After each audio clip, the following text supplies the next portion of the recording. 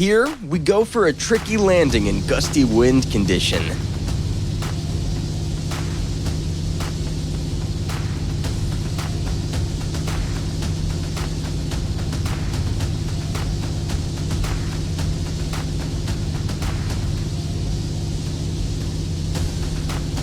It's giving me anxiety, but stay strong.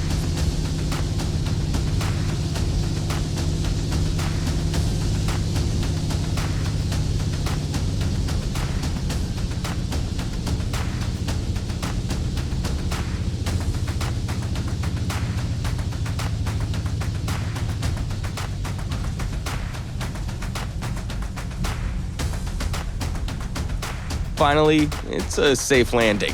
Now,